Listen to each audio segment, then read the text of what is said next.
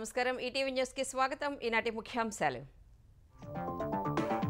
ఈ కార్ కేసులో KTR quash petition కొట్టేసిన హైకోర్టు నిధుల అక్రమ బదిలీకి ఆధారాలున్నట్లు వెల్లడి అరెస్టును ఆపలేమని స్పష్టీకరణ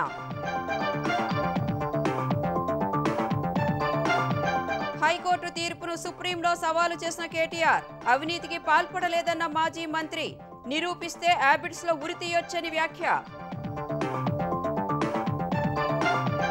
ప్రియాంక గాంధీపై వ్యాఖ్యలు నిరసిస్తూ బీజేపీ కార్యాలయంపై యూత్ కాంగ్రెస్ దాడి ప్రతి దాడికి దిగిన కమలదళం నాంపల్లిలో తీవ్ర ఉద్రిక్తత ప్రజా సమస్యల పరిష్కారానికి ప్రత్యేక వెబ్సైట్ కుప్పంలో పైలట్ ప్రాతిపదికన ప్రారంభించిన చంద్రబాబు ఏపీ మొత్తం విస్తరిస్తామని వెల్లడి యువతకు గ్రీన్ ఎనర్జీలో నైపుణ్యాభివృద్ధికి ప్రత్యేక శిక్షణ సుజలాన్ స్వనీతితో ఒప్పందాలు చేసుకున్న ఏపీ స్కిల్ కార్పొరేషన్ విశాఖలో రేపు ప్రధాని పర్యటన రైల్వే జోన్కు శంకుస్థాపన చేయనున్న మోదీ చంద్రబాబు పవన్ కళ్యాణ్తో కలిసి భారీ ర్యాలీకి ఏర్పాట్లు ఢిల్లీ శాసనసభ ఎన్నికలకు షెడ్యూల్ విడుదల ఫిబ్రవరి 5న పోలింగ్ 8న ఓట్ల లెక్కింపు తప్పుడు వార్తలను ఉపేక్షించబోమన్న ఈసీ నేపాల్ టిబెట్ సరిహద్దు ప్రాంతాల్లో పెను భూకంపం 126 మంది దుర్మరణం 130 మందికి గాయాలు ముమ్మరంగా సహాయ చర్యలు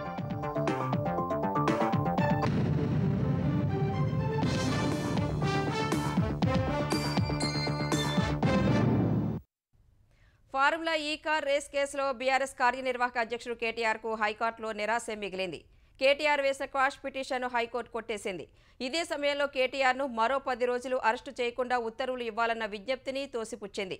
అక్రమంగా నిధుల బదిలీ చేశారనేందుకు ప్రాథమిక ఆధారాలు ఉన్నాయన్న కోర్టు ఈ నిధుల బదిలీలో కేటీఆర్ లేదా మూడో వ్యక్తికి లబ్ధి జరిగిందా అనే అంశంపై దర్యాప్తు జరగాల్సి ఉందని తెలిపింది. దర్యాప్తు అన్యాయంగా జరుగుతుంది అనుకుంటేనే ఎఫ్ఐఆర్ను కొట్టేసే అధికారం కోర్టుకు ఉంటుందని, పోలీసుల అధికారాలను హరించాలని భావించడం లేదని హైకోర్టు స్పష్టం చేసింది. కేటీఆర్ పిటిషన్ హైకోర్టు కొట్టేయడంతో ఎన్ఫోర్స్మెంట్ డైరెక్టరేట్ మరోసారి కేటీఆర్కు నోటీసులు జారీ చేసింది. ఈ నెల 16న విచారణకు రావాలని నోటీసుల్లో పేర్కొంది. ఫార్ములా ఈ కార్ రేసు వ్యవహారంలో అక్రమాలు జరిగాయంటూ ఏసీబీ నమోదు చేసిన ఎఫ్ఐఆర్ను కొట్టివేయాలని కేటీఆర్ వేసిన పిటిషన్పై హైకోర్టు ఇవాళ తీర్పు వెలువరించింది. ఈ కేసులో అక్రమాలు జరిగాయనేందుకు ప్రాథమిక ఆధారాలున్నందున ఎఫ్ఐఆర్ను క్వాష్ చేయలేమని స్పష్టం చేసిన న్యాయమూర్తి తన తీర్పులో కీలక అంశాలను ప్రస్తావించారు. ఈ కేసులో నేరపూరిత కుట్ర జరిగిందని పురపాలక శాఖ ముఖ్య కార్యదర్శి ఫిర్యాదు చేశారన్న జడ్జ్ ఆయన సాధారణ వ్యక్తి కాదని, బాధ్యత గల హోదాలో ఉన్నారని తెలిపారు. ఆర్థిక మంత్రిత్వ శాఖ లేదా మంత్రివర్గ ఆమోదం లేకుండా విదేశీ కంపెనీలకు నిధులు చెల్లించాలని హెచ్ఎండిఏను పిటిషనర్ ఆదేశించినట్టు ఆరోపణలున్నాయని అన్నారు. ఈ చెల్లింపులు పిటిషనర్ కేటీఆర్ లేదా ఇతరులకు లబ్ధి చేకూర్చాయా లేదా అనే అంశంపై దర్యాప్తు జరపాల్సి ఉందని హైకోర్టు జడ్జి వ్యాఖ్యానించారు. పిటిషనర్ పై విచారణ జరిపేందుకు నిబంధనలకు విరుద్ధంగా నిధులు మళ్లించారన్న ప్రాథమిక ఆధారం చాలని అభిప్రాయపడ్డారు. డిసెంబర్ 18న ఫిర్యాదు వస్తే డిసెంబర్ 19న ఎఫ్ఐఆర్ నమోదు చేశారని, ఆ మరుసటి రోజే పిటిషనర్ క్వాష్ పిటిషన్ వేశారన్న న్యాయమూర్తి కేసు పూర్వాపరాలు విచారణ చేయడానికి దర్యాప్తు సంస్థలకు కనీస సమయం అవసరమని అభిప్రాయపడ్డారు. నిధులు, అధికారం దుర్వినియోగం చేశారని, ఖజానాకు నష్టం చేకూర్చినట్లు పిటిషనర్ కేటీఆర్ పై ఆరోపణలున్నాయని జడ్జి తన తీర్పులో పేర్కొన్నారు. కేబినెట్, ఆర్థిక శాఖ అనుమతి లేకుండానే పిటిషనర్ హెచ్ఎండిఏ నుంచి భారీ మొత్తంలో నగదు బదిలీ చేయించినట్లు ఆరోపణలున్నాయని పేర్కొన్నారు. ఈ మొత్తాన్ని సొంత లబ్ధి కోసమా లేక మూడో వ్యక్తి ప్రయోజనం కోసం బదిలీ చేయించారా అనేది దర్యాప్తు జరగాల్సి ఉందన్నారు. ప్రజాధనానికి మంత్రులు ట్రస్టీలుగా పనిచేయరన్న కేటీఆర్ వాదనతో విభేదించిన న్యాయమూర్తి ప్రభుత్వ ఆస్తులకు మంత్రి బాధ్యుడిగా ఉండాలన్నారు. ఈ మేరకు పలు కేసుల్లో సుప్రీంకోర్టు ఇచ్చిన తీర్పులను జడ్జి ప్రస్తావించారు. నిధుల దుర్వినియోగం జరగలేదని పిటిషనర్ వాదించడాన్ని నమ్మడం లేదన్న జడ్జి నిజానిజాలు దర్యాప్తులో తేలాల్సి ఉందన్నారు. హెచ్ఎండిఏ నిధులు సంబంధిత మంత్రి పర్యవేక్షణలోనే ఉంటాయని ప్రాథమికంగా తేలిందన్న జడ్జి అవి దుర్వినియోగం అయ్యాయా లేదా అనేది దర్యాప్తులో తేలుతుందన్నారు. ఈ దశలో దర్యాప్తు నిలిపివేసేలా ఆదేశాలు ఇవ్వలేమన్న జడ్జి ఎఫ్ఐఆర్ ను కొట్టివేసే అధికారాన్ని కోర్టు కొన్ని సందర్భాల్లోనే వాడాలని వ్యాఖ్యానించారు. దర్యాప్తు అన్యాయంగా ఉంటేనే కోర్టు జోక్యం చేసుకోవాలని అభిప్రాయపడ్డారు. పిటిషన్ క్వాష్ చేయడం ద్వారా పోలీసుల అధికారాలను తాము హరించాలని అనుకోవట్లేదని న్యాయమూర్తి ఏసీబీ ఆరోపణలపై తాము విచారణ చేయాలనుకోవట్లేదని తీర్పులో పేర్కొన్నారు. కేసులో పిటిషనర్ పేర్కొన్నట్లుగా అవినీతి నిరోధక చట్టం, నేరపూరిత కుట్ర సెక్షన్లు వర్తించకపోయినా ఎఫ్ఐఆర్ ను కొట్టివేయలేమని స్పష్టం చేసిన న్యాయమూర్తి కేటీఆర్ వేసిన క్వాష్ పిటిషన్ ను కొట్టివేశారు. ఫార్ములా ఈ కేసులో తాను అవినీతికి పాల్పడినట్లు నిరూపిస్తే హ్యాబిట్స్ చౌరస్తాలో ఉరి తీయొచ్చని బీఆర్ఎస్ కార్యనిర్వాహక అధ్యక్షుడు కేటీఆర్ సంచలన వ్యాఖ్యలు చేశారు. హైకోర్టు తీర్పు అనంతరం తన నివాసంలో కలిసిన బీఆర్ఎస్ నేతలతో సమావేశమైన ఆయన ఈ వ్యాఖ్యలు చేసినట్లు తెలుస్తోంది. ప్రభుత్వ తప్పులను ఎత్తి చూపుతున్నందుకే అక్రమ కేసులు పెడుతున్నారని ఆరోపించారు. ఆ తర్వాత మీడియా సమావేశంలో మాట్లాడిన కేటీఆర్ హైదరాబాద్ కీర్తిని పెంచేందుకు తీసుకున్న నిర్ణయమే తప్ప ఫార్ములా ఈ కార్ రేస్ కేసులో అనాపైసా అవినీతి జరగలేదన్నారు. ఎలాంటి విచారణకు రావాలని పిలిచినా వస్తానని చెప్పారు. కానీ లాయర్ల సమక్షంలో విచారణ చేపట్టాలని హైకోర్టును ఆశ్రయిస్తానని తెలిపారు. హైకోర్టు ఇవాళ ఇచ్చిన తీర్పులో తాను నేరం చేసినట్లు గానీ తప్పు చేసినట్లు గానీ ఎక్కడా చెప్పలేదని కేటీఆర్ వివరించారు. ఒక తెలంగాణ బిడ్డగా, రేషం గల్ల బిడ్డగా, ఏ తప్పు చేయని అనా పైసా అవినీతి చేయని బిడ్డగా చెప్తా ఉన్నా, ఏ విచారణ అనేది ఎదుర్కోవడానికి నేను సిద్ధం. ఇందులో శశబిషలు లేవు. ఈరోజు కొంతమంది ఏదైతే శునకానందం పొందుతున్నారు, ఏదో జరిగిపోయింది వాళ్ళకు కూడా నేను చెప్తా ఉన్నా, ఇది కేవలం ఆరంభం మాత్రమే. ఒక మీ పిటిషన్ను మీ విచారణను కొనసాగించుకోమని చెప్పింది హైకోర్టు తప్ప హైకోర్టు ఏమి నాకు శిక్ష వేయలేదు, నేనేం నేరం చేసినా అని చెప్పలేదు, లేదా నేనేదో తప్పు చేసినట్టు అంతకంటే చెప్పలేదు, కనీసం స్కామ్ అన్న మాటను కూడా వాడలేదు. అటు ఫార్ములా ఈ రేస్ కేసులో కేటీఆర్ సుప్రీంకోర్టును ఆశ్రయించారు. ఈ మేరకు హైకోర్టు తీర్పును సవాలు చేస్తూ కేటీఆర్ తరపున ఆయన న్యాయవాది మోహిత్ రావు సుప్రీంకోర్టులో పిటిషన్ దాఖలు చేశారు. హైకోర్టు తీర్పు వెలువడిన వెంటనే కేటీఆర్ నివాసంలో బీఆర్ఎస్ నేతలు సమావేశమై సమాలోచనలు జరిపారు. ఈ భేటీలో తీసుకున్న నిర్ణయం మేరకు మోహిత్ రావు సుప్రీంకోర్టులో పిటిషన్ వేశారు. ఇదే సమయంలో ఫార్ములా ఈ కార్ రేస్ కేసులో కేటీఆర్ కడిగిన ముత్యంలా బయటకు వస్తారని మాజీ మంత్రి హరీష్ రావు విశ్వాసం వ్యక్తం చేశారు. కేటీఆర్పై అక్రమ కేసు పెట్టి సీఎం రేవంత్ రెడ్డి ప్రజల దృష్టి మరల్చే ప్రయత్నం చేస్తున్నారని హరీష్ ఆరోపించారు. బ్లాక్మెయిల్ రాజకీయాలు, అక్రమ కేసులతో తమని నిలువరించలేరని చెప్పారు. ఎన్ని కేసులు పెట్టినా, ఎంత ఒత్తిడికి గురి చేసినా 6 గ్యారంటీలు అమలు చేసే వరకు వదిలిపెట్టబోమని హరీష్ రావు హెచ్చరించారు. ఫార్ములా ఈ రేస్ కేసులో కేటీఆర్ వేసిన క్వాష్ పిటిషన్ కొట్టివేసిన వేళ తెలంగాణ ప్రభుత్వం అప్రమత్తమైంది. ఈ కేసులో కేటీఆర్ సుప్రీంకోర్టుకు వెళ్లకముందే ప్రభుత్వం సుప్రీంకోర్టును ఆశ్రయించింది. ఈ మేరకు కేవియట్ పిటిషన్ దాఖలు చేసింది. కేటీఆర్ పిటిషన్ వేస్తే తమ వాదనలు కూడా వినాలని ప్రభుత్వం పిటిషన్లో పేర్కొంది. అటు ఈ ఫార్ములా రేసింగ్ కేసులో ఏసీబీ తన పని తాను చేసుకుపోతుందని, వ్యక్తిగతంగా ఎవరితోనూ తమకు శత్రుత్వం లేదని రోడ్లు భవనాల శాఖ మంత్రి కోమటిరెడ్డి వెంకటరెడ్డి స్పష్టం చేశారు. చట్టానికి ఎవరు అతీతులు కారని, ఈ ఫార్ములా అంశాన్ని ఇకపై కోర్టు చూసుకుంటుందని కోమటిరెడ్డి వెంకటరెడ్డి పేర్కొన్నారు. అది కోర్టులో నడుస్తున్నప్పుడు మనం కామెంట్ చేయకూడదు. అది అక్రమం సక్రమం ఏసీబీ హైకోర్టు ఆ లెవెల్లో ఉన్నది. చట్టం తన పని తాను చేసుకుంటూ పోతుంది. కేటీఆర్ అయినా, మినిస్టర్ అయినా, ప్రైమ్ మినిస్టర్ అయినా, ఎవరైనా సరే తప్పు చేస్తే చట్టం ఉంటది. చట్టం కేసు పెడితే వాళ్ళు ఎంక్వైరీ చేసుకుంటారు. తప్పులు దొరికితే కేసులు అయితే తప్ప కావాలని ఓన్ మీద పెట్టాలి. సంవత్సరం అయింది ఓన్ అరెస్ట్ చేసినాం. ఫార్ములా ఈ రేస్ కేసులో తప్పు చేయనప్పుడు కేటీఆర్ ఎందుకు భయపడుతున్నారని తెలంగాణ బీజేపీ నేతలు ప్రశ్నించారు. కేటీఆర్ కడిగిన ముత్యమైతే ఏసీబీ విచారణకు హాజరు కావాలని సూచించారు. అధికారులను బలిచేసి ఈ కేసు నుంచి కేటీఆర్ తప్పించుకునే యత్నం చేస్తున్నారని బీజేపీ శాసనసభాపక్ష నేత ఏలేటి మహేశ్వరరెడ్డి ఆరోపించారు. అవినీతి చేయనప్పుడు నిర్దోషిగా నిరూపించుకోవాలని బీజేపీ ఎంపీ అరవింద్ సవాల్ చేశారు. కేటీఆర్ నిర్దోషి అయితే సుప్రీంకోర్టుకు వెళ్లవచ్చని, అనవసరంగా పోలీసులపై ఆరోపణలు చేయడం సరికాదని మెదక్ ఎంపీ రఘునందన్ రావు విమర్శించారు. ఏం తప్పు చేయకపోతే నువ్వు కడిగిన ముత్యమే అయితివి. కేసు లొట్టపీస్ కేసే ఆయే. మరి ఎందుకు భయపడుతున్నావు కేటీఆర్? ఇలా హైకోర్టు కూడా ఎఫ్ఐఆర్ని కొట్టేయమన్న మీ వాదనని కొట్టేసింది. కాబట్టి తప్పు చేసిరు కేటీఆర్ అంటేనే ప్రజలు నమ్ముతుండ్రు, ప్రభుత్వం నమ్ముతుంది, పోలీసులు కూడా నమ్ముతుండ్రు. ఒకవేళ మీ మీద మీకు విశ్వాసం ఉంటే, మీరు తప్పు చేయకపోతే నేరుగా పోలీస్ స్టేషన్ కు మీ దగ్గర ఉన్న కాయిదాలు ఇన్రి పోలీసులు విచారణ జరిపిస్తారు. అంతేగాని పోలీసుల మీద, కోర్టుల మీద అపనమ్మకాన్ని కలిగించేటువంటి ప్రయత్నాన్ని చేయొద్దని ఈ సందర్భంగా నేను కేటీఆర్ గారికి చాలా స్పష్టంగా అయితే చెప్పదలుచుకున్నాను. ఫార్ములా ఈ కార్ రేస్కు గతంలో స్పాన్సర్గా ఉన్న గ్రీన్కో అనుబంధ సంస్థల్లో అవినీతి నిరోధక శాఖ ఆకస్మిక తనిఖీలు చేపట్టింది. హైకోర్టులో కేటీఆర్ వేసిన క్వాష్ పిటిషన్ను హైకోర్టు కొట్టేసిన వేళ మాదాపూర్లోని ఏస్ నెక్స్ట్ జెన్ ప్రైవేట్ లిమిటెడ్ కంపెనీలో ఏసీబీ సోదాలు చేపట్టింది. విజయవాడ, మచిలీపట్నంలోనూ తనిఖీలు చేపట్టింది. ఈ తనిఖీల్లో భాగంగా ఫార్ములా ఈ రేస్కు సంబంధించిన ఒప్పంద పత్రాలు, లావాదేవీలు సహా ఇతర డాక్యుమెంట్లను అధికారులు పరిశీలిస్తున్నారు. తమకు నష్టం జరిగిందంటూ ఫార్ములా ఈ రేస్ నుంచి గ్రీన్కో తప్పుకుంది. అయితే ఒప్పందం అమలులో ఉన్న స్పాన్సర్షిప్ నుంచి అర్ధాంతరంగా వైదొలిగినప్పుడు అందుకు కారణాలపై సంబంధిత సంస్థను ప్రభుత్వం ప్రశ్నించడం సహా చట్టపరమైన చర్యలకు చేపట్టాలి. కానీ అప్పటి ప్రభుత్వం అలాంటి ప్రయత్నాలు చేయకుండా తానే రేసు నిర్వహణ బాధ్యతను తీసుకున్నందున ఆరోపణల్లోని నిజాలపై ఏసీబీ ఆరా తీస్తోంది. అలాగే 2022 అక్టోబర్లో రేస్ నిర్వహణకు ఒప్పందం కుదిరితే అదే ఏడాది ఏప్రిల్లో గ్రీన్కో అనుబంధ సంస్థలు భారాసకు 41 కోట్ల రూపాయల ఎలక్టోరల్ బాండ్లను సమకూర్చాయి. ఈ వ్యవహారాలపై కూడా ఏసీబీ వివరాలు సేకరిస్తోంది. ఈ వివరాల ఆధారంగా ఏసీబీ కేటీఆర్ను ప్రశ్నించే అవకాశం ఉంది. స్వర్ణాంధ్ర విజన్ 2047లో చెప్పిన ఆరోగ్యం, సంపద, సంతోషాలకు కుప్పం చిరునామాగా మారాలని సీఎం చంద్రబాబు ఆకాంక్షించారు. అందుకోసం ప్రణాళికలు రచించామని, వాటిని అందిపుచ్చుకుని పైకి ఎదగాలని కుప్పం ప్రజలకు సూచించారు. 550 కోట్లతో వివిధ అభివృద్ధి కార్యక్రమాలకు శ్రీకారం చుట్టిన సీఎం ప్రజా సమస్యల పరిష్కారానికి జననాయకుడు పేరుతో ప్రత్యేక వెబ్సైట్ను ప్రారంభించారు. సొంత నియోజకవర్గం కుప్పంలో సీఎం చంద్రబాబు రెండో రోజు విస్తృతంగా పర్యటించారు. తొలుత తెలుగుదేశం కార్యాలయంలో జననాయకుడు పేరుతో ప్రత్యేక వెబ్సైట్ను ప్రారంభించారు. ప్రజల నుంచి నేరుగా అర్జీలు స్వీకరించి అక్కడే పలు సమస్యలకు పరిష్కారం చూపించారు. జననాయకుడు వెబ్సైట్ ద్వారా కార్యకర్తలు, ప్రజలు తమ దృష్టికి తెచ్చిన సమస్యలు నిర్ణీత సమయంలో పరిష్కారం చూపుతామని హామీ ఇచ్చారు. ఇందుకోసం ప్రత్యేక వ్యవస్థను ఏర్పాటు చేసినట్లు సీఎం చెప్పారు. తర్వాత 550 కోట్లతో పలు అభివృద్ధి కార్యక్రమాలకు చంద్రబాబు శ్రీకారం చుట్టారు. Mother Dairy Fruit and Vegetable Private Limited సంస్థ శాంతిపురంలో 41 ఎకరాల్లో 105 కోట్లతో పరిశ్రమ ఏర్పాటుకు సీఎం సమక్షంలో ఒప్పందం కుదుర్చుకుంది. 40 ఎకరాల్లో మిల్క్ ప్రాసెసింగ్, ఇతర విభాగాల్లో 233 కోట్ల పెట్టుబడి పెట్టేందుకు శ్రీజ మిల్క్ ప్రొడ్యూసర్ ఆర్గనైజేషన్ ఒప్పందం కుదుర్చుకుంది. కుప్పంలోని ఎన్టీఆర్ స్పోర్ట్స్ కాంప్లెక్స్ అభివృద్ధితో పాటు ఈ కాంప్లెక్స్ లో మినీ స్టేడియం, క్రీడా ప్రాంగణాలు ఏర్పాటు చేస్తామని సీఎం ప్రకటించారు. 92 కోట్లతో కుప్పం మున్సిపాలిటీలో చేపట్టనున్న వివిధ అభివృద్ధి పనులతో పాటు మహిళా శక్తి గ్రీన్ ఎనర్జీ పార్కుకి చంద్రబాబు శ్రీకారం చుట్టారు.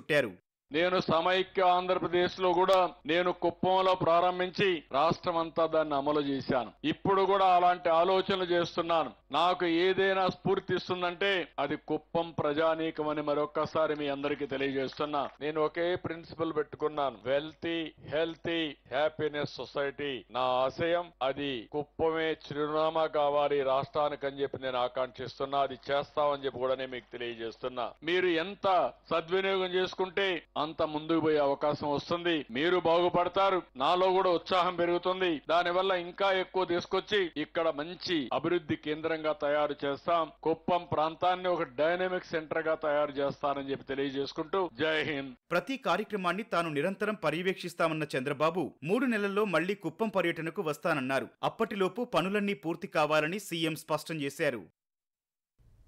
ఆంధ్రప్రదేశ్లో సంప్రదాయేతర ఇంధన ఉత్పత్తిని పెంచే దిశలో ఏపీ సర్కార్ చర్యలు ముమ్మరం చేసింది. ఈ మేరకు గ్రీన్ ఎనర్జీ, విండ్ ఎనర్జీకి సంబంధించిన 2 ఒప్పందాలు చేసుకుంది.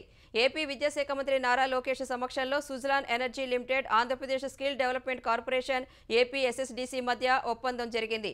ఏపీని విండ్ ఎనర్జీ నైపుణ్యాల కేంద్రంగా మార్చేందుకు సుజలాన్ సహకారంతో యాంత్రిక, ఎలక్ట్రికల్, బ్లేడ్ టెక్నాలజీ, సివిల్, లైసెనింగ్ వంటి రంగాల్లో 12,000 మందికి శిక్షణ ఇస్తారు. క్లీన్ ఎనర్జీలో జాతీయ, అంతర్జాతీయ అవకాశాల కోసం ఈ ఒప్పందంలో భాగంగా 3 నుంచి 12 నెలల షార్ట్ టర్మ్, 12 నెలలకు పైగా లాంగ్ టర్మ్ శిక్షణ ఇస్తారు. ఈ శిక్షణ కోసం ఎంపిక చేసిన ఐటీఐలు, పాలిటెక్నిక్ కాలేజీల్లో స్కిల్ ల్యాబ్లు ఏర్పాటు చేస్తారు. విండ్ ఎనర్జీ టెక్నాలజీలలో అధునాతన పరిశోధన, ఆవిష్కరణల కోసం ఎక్సలెన్స్ సెంటర్లు ఏర్పాటు చేయనున్నారు. అటు గ్రీన్ స్కిల్లింగ్ అభివృద్ధి కోసం స్వనీతి ఇనిషియేటివ్ సంస్థతో ఏపీ ఎస్ఎస్డిసి మరో ఒప్పందం చేసుకుంది. ఈ ఒప్పందం ప్రకారం స్వనీతి ఇనిషియేటివ్ సంస్థ వచ్చే 4 నెలల్లో పునరుత్పాదక ఇంధన రంగానికి సంబంధించి నైపుణ్యాభివృద్ధి వ్యూహం ముసాయిదాను రూపొందించి దాని అమలుకు అవసరమైన కార్యాచరణ ప్రణాళిక ఖరారు చేస్తుంది. విశాఖలో రేపు పర్యటించనున్న ప్రధాని నరేంద్ర మోదీ పలు ప్రాజెక్టులకు శంకుస్థాపన చేయనున్నారు. 3వ ప్రధానిగా ఎన్నికైన తర్వాత తొలిసారి ఏపీకి వస్తున్న మోదీ ఈ పర్యటనలో విశాఖ రైల్వే జోన్కు ప్రధాని శంకుస్థాపన చేయనున్నారు. అనకాపల్లి జిల్లా పూడిమడకలో దాదాపు 65,000 కోట్ల రూపాయలతో ఎన్టీపీసీ ఇంటిగ్రేటెడ్ గ్రీన్ హైడ్రోజన్ హబ్కు భూమి పూజ చేస్తారు. 1,500 కోట్లతో కృష్ణపట్నం పారిశ్రామిక హబ్, నక్కపల్లిలో 1,800 కోట్లతో ఏర్పాటు చేసే బల్క్ డ్రగ్ పార్క్ను ప్రధాని వర్చువల్గా శంకుస్థాపన చేస్తారు. అనంతరం సంపత్ వినాయక దేవాలయం నుంచి ఆంధ్ర యూనివర్సిటీ మైదానం వరకు ముఖ్యమంత్రి చంద్రబాబు, డిప్యూటీ సీఎం పవన్ కళ్యాణ్లతో కలిసి రోడ్ షో నిర్వహిస్తారు. అనంతరం బహిరంగ సభలో పాల్గొంటారు. ప్రధాని విశాఖ పర్యటనకు ఏర్పాట్లను పరిశీలించిన ఏపీ పౌర సరఫరాల శాఖ మంత్రి నాదెండ్ల మనోహర్ ఉత్తరాంధ్రకు ఇంత భారీ స్థాయిలో పెట్టుబడులు రావడం ఇదే తొలిసారని వెల్లడించారు. రాష్ట్ర ప్రజల పక్షాన ప్రత్యేకంగా కృతజ్ఞతలు తెలుపుకోవడానికి ఒక అద్భుతమైన అవకాశంగా భావించి ఒక అపూర్వమైన స్వాగతం పలకడానికి అనేక మంది చాలా ఉత్సాహంగా ఈ కార్యక్రమంలో పాల్గొనాలని ప్రత్యేకంగా చూస్తున్నారు. ఎందుకంటే ఉత్తరాంధ్రలో ఎప్పుడు కూడా ఈ భారీ స్థాయిలో పెట్టుబడులు ఎప్పుడు రాలేదు. మనస్ఫూర్తిగా భారత ప్రధాని నరేంద్ర మోడీ గారికి ధన్యవాదాలు తెలుపుకుంటూ మా పార్టీ అధ్యక్షులు రాష్ట్ర ఉప ముఖ్యమంత్రి పవన్ కళ్యాణ్ గారి ఆదేశాల మేరకు గౌరవ ముఖ్యమంత్రి గారు చంద్రబాబు నాయుడు గారితో కూడా మేము కలిసి ఈ కార్యక్రమాన్ని మరింతగా విజయవంతం చేసి ఈ ప్రాంతానికి పెట్టుబడుల ద్వారా ఉపాధి అవకాశాలు మనకి ఉత్తరాంధ్రలో వలసలు వెళ్లకుండా ఆపే విధంగా మా వంతు మేము ఖచ్చితంగా కృషి చేస్తామని సందర్భంగా తెలుపుకుంటాం. కాంగ్రెస్ ఎంపీ ప్రియాంక గాంధీపై ఢిల్లీకి చెందిన బీజేపీ నేత రమేష్ బిదూరి చేసిన వ్యాఖ్యలు హైదరాబాద్లో దుమారం రేపాయి. ఈ వ్యాఖ్యలను నిరసిస్తూ యువజన కాంగ్రెస్ చేపట్టిన బీజేపీ కార్యాలయం ముట్టడి, ప్రతిగా బీజేపీ చేపట్టిన గాంధీ భవన్ ముట్టడి తీవ్ర ఉద్రిక్తతలకు దారితీశాయి. ఆందోళనకారులను చెదరగొట్టేందుకు పోలీసులు లాఠీచార్జ్ చేయాల్సి వచ్చింది. పార్టీ కార్యాలయాల ముట్టడిని ఇరు పార్టీల నేతలు ఖండించారు. కాంగ్రెస్ ఎంపీ ప్రియాంక గాంధీపై బీజేపీ నేత రమేష్ బిదూరి చేసిన వ్యాఖ్యలు హైదరాబాద్ నాంపల్లిలో ఘర్షణ వాతావరణానికి దారితీశాయి. బిదూరి వ్యాఖ్యల్ని నిరసిస్తూ యూత్ కాంగ్రెస్ చేపట్టిన బీజేపీ రాష్ట్ర కార్యాలయ ముట్టడి రణరంగంగా మారింది. బీజేపీ కార్యాలయాన్ని ముట్టడించేందుకు యత్నించిన కార్యకర్తల్ని పోలీసులు అడ్డుకున్నారు. గాంధీ భవన్ నుంచి ర్యాలీగా బీజేపీ కార్యాలయం వద్దకు చేరుకొని కాంగ్రెస్ కార్యకర్తలు రాళ్లదాడికి పాల్పడ్డారు. ఈ క్రమంలో బీజేపీ కాంగ్రెస్ శ్రేణుల మధ్య తీవ్ర వాగ్వాదం చోటు చేసుకుంది. పోలీసులు ఇరు వర్గాలను చెదరగొట్టారు. దాడుల్లో బీజేపీ కార్యకర్త ఒకరు గాయపడ్డారు.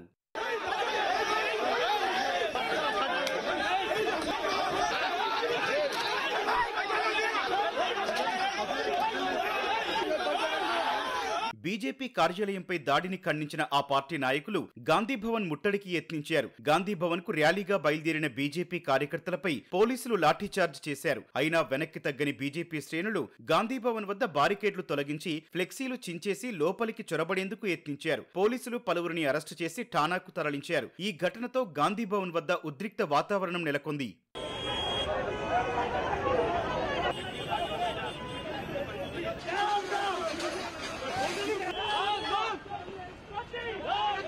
ఈ ఘర్షణలు కాంగ్రెస్ బీజేపీ మధ్య మాటల యుద్ధానికి దారితీశాయి. యువజన కాంగ్రెస్ శ్రేణులు చట్టాన్ని చేతుల్లోకి తీసుకుని అధికార పార్టీ కార్యకర్తలు రాళ్లతో దాడులు చేస్తుంటే ప్రభుత్వం ఏం చేస్తోందని కేంద్ర మంత్రి బండి సంజయ్ ప్రశ్నించారు. తెలంగాణలో శాంతి భద్రతలు పూర్తిగా క్షీణించాయనడానికి ఇవాల్టి ఘటనలే నిదర్శనమని బీజేపీ తెలంగాణ అధ్యక్షుడు కిషన్ రెడ్డి అన్నారు.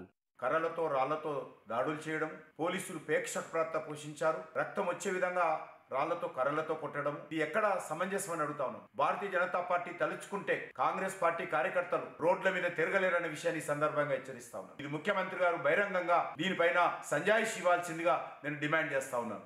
అయితే తాము బీజేపీ కార్యాలయంపై ఎలాంటి దాడి చేయలేదని, రాళ్లు విసరలేదని కాంగ్రెస్ ఎంపీ అనిల్ కుమార్ యాదవ్ చెప్పారు. ప్రియాంక గాంధీకి జరిగిన అవమానానికి నిరసన తెలుపుతుంటే బీజేపీ నేతలే దాడి చేశారని పేర్కొన్నారు. మా ఊళ్ళ దగ్గర ఎవరితోనో ఒక కట్టె లేదు, మా ఊళ్ళతో ఎవరితోనో ఒక రాయి లేదు. ఎందుకంటే మా నాయకురాలు ప్రియాంక గాంధీ గారిని చేసిన అవమానాన్ని ఖండిస్తూ ప్రొటెస్ట్ చేయడానికి ప్రయత్నం చేస్తున్న సమయంలో వాళ్ళే అందరూ లోపలికి బయటకు వచ్చి మా కార్యకర్తల పైన దాడి చేయడం జరిగింది. మా పార్టీ ఆఫీసర్ కు వచ్చి మా ఫ్లెక్స్ లని చింపడం కూడా ప్రయత్నం చేశారు, చింపారు కూడా.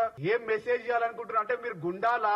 అటు బీజేపీ కార్యాలయంపై దాడిని పీసీసీ తీవ్రంగా పరిగణించింది. యూత్ కాంగ్రెస్ నేతలను పిలిచి మందలించనున్నట్లు ఆ పార్టీ తెలంగాణ అధ్యక్షుడు మహేష్ కుమార్ గౌడ్ స్పష్టం చేశారు. బీజేపీ నేతలు సైతం దాడులు చేయడం సరికాదని హితవు పలికారు.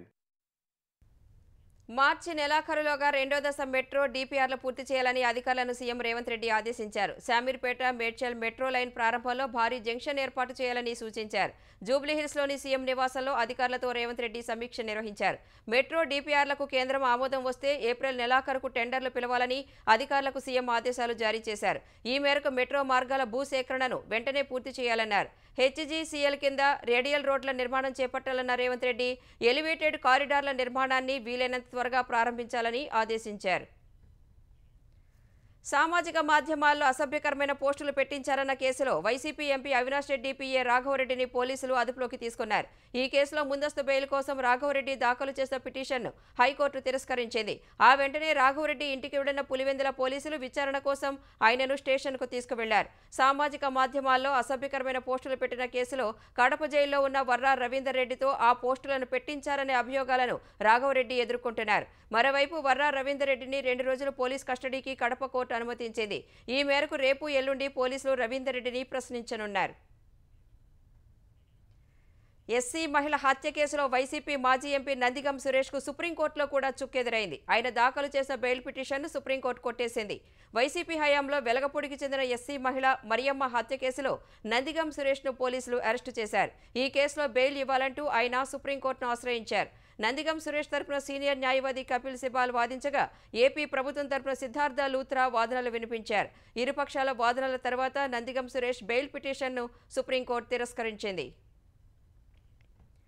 సంధ్యా థియేటర్ ఘటనలో తీవ్రంగా గాయపడి సికింద్రాబాద్ కిమ్స్ ఆసుపత్రిలో చికిత్స పొందుతున్న బాలుడు శ్రీతేజను పుష్ప 2 హీరో అల్లు అర్జున్ పరామర్శించారు. ఈ ఉదయం 9:30 ప్రాంతంలో కిమ్స్ ఆసుపత్రికి వెళ్లిన అల్లు అర్జున్ చికిత్స పొందుతున్న బాలుడు శ్రీతేజ్ వద్దకు వెళ్లారు.